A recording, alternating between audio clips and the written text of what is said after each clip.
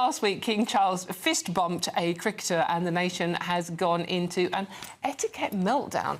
Our monarch is famous for waving and handshaking, but it's a hard job, isn't it? But this new greeting could be a signal that Charles is trying to be a man of the people and get down with the kids. So should it be actually fist-bumping? Daniel, I'm going to come to you now. I'm trusting you. I had to demonstrate what a fist bump actually was just now. I had not heard of a fist bump. I wasn't really aware what a fist bump was until I read this story. I'm not going to punch you. It's someone. I understand that there are issues about cultural appropriation involved. Oh, well, there always is. Whether you're allowed to fist bump if you're white.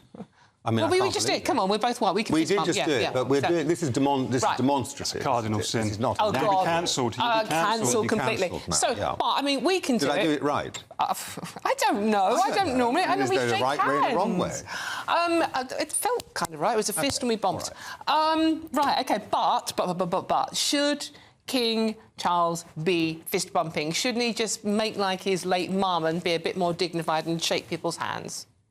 Well, look, the fact is, the monarchy, the great thing about this country is the monarchy embodies in human form the entire nation. Oh, dear. And that's the wonderful thing about it. And so King Charles is not just the head of state. He's also a human being in a wonderful sort of way. And, of course, he's going to have a human reaction. Somebody comes up and they offer you a hand to shake.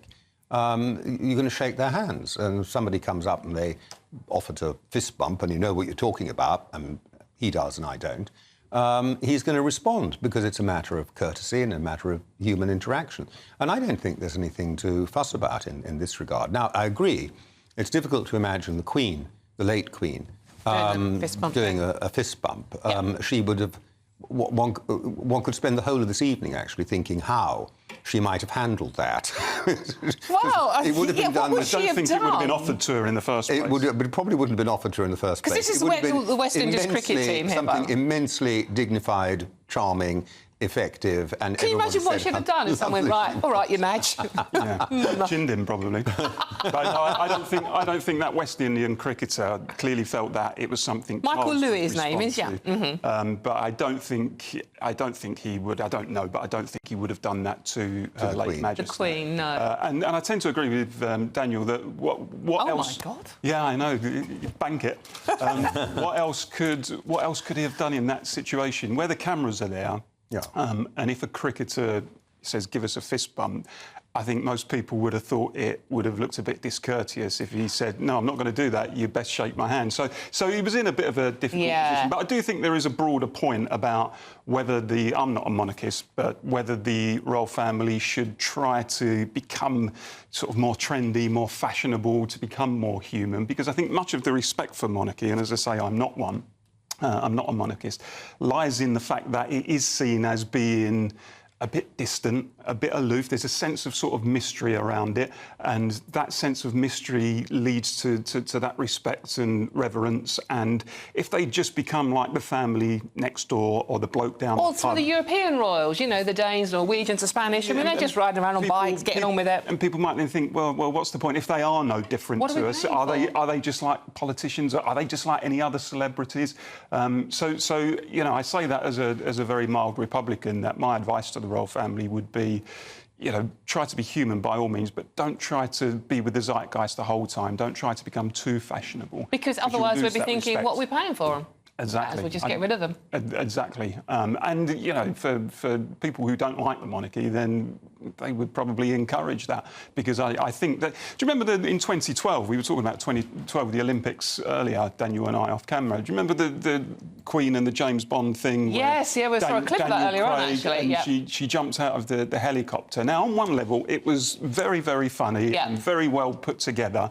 And, you know, everyone thought it was great. But you can't help but feel that actually, if the monarchy are doing that sort of stuff, it does strip away that kind of sense of distance and mystery, doesn't it? So I think there are two arguments there. Oh, I don't know. I think jumping out of a helicopter is so rare and unusual an event in my life that I regard it as very mysterious and grand. I mean, nobody's ever asked me to jump out of a helicopter. Just to be clear, the Queen didn't actually... push you, probably. They might want to. But you're going to get this fantastic opportunity on Wednesday this week coming to see the King in his non-fist-bumping role, because we have the state opening of Parliament, and he will process of course, yeah. in his carriage, in a fleet of carriages, I think that's the Proper right gold, word, no? from Buckingham Palace all the way down Whitehall, all the way down to the front of the House of Lords, through the Victoria Tower upstairs, where he will, in the mysterious darkness of the robing room, he will change from he will add to his uniform. His baseball cap. He will put on his great robes,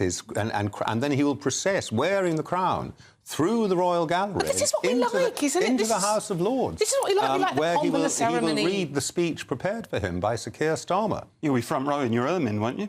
I will be there in my ermine, I have to say, in my red robes and ermine. I will have to fight for a front row seat because we don't get seats allocated. You have to get there early if you want to. And, of course, a lot of the seats, they put extra seats in that are benches that have no backs. Agony. So you've got to get there I was going to say, early. how does that work? I mean, I know it's Get a completely off seat- topic. I'm just get being a seat nosy. that has a back. You Do you sort of like fist bump people out of the way? Well, I will now. Now he knows how to do I it. have actually seen that done. I have never actually had to. I've only done it a few times, but I've only been in the House of Lords 4 years, and it doesn't happen every year. And one year it was COVID, and the Queen came without the crown and without, just in a very simple, stripped-down sort of way. And another year she couldn't come at all because she was too ill. Course, so the Prince of Wales and the Prince and Prince William, as he was, came in her place.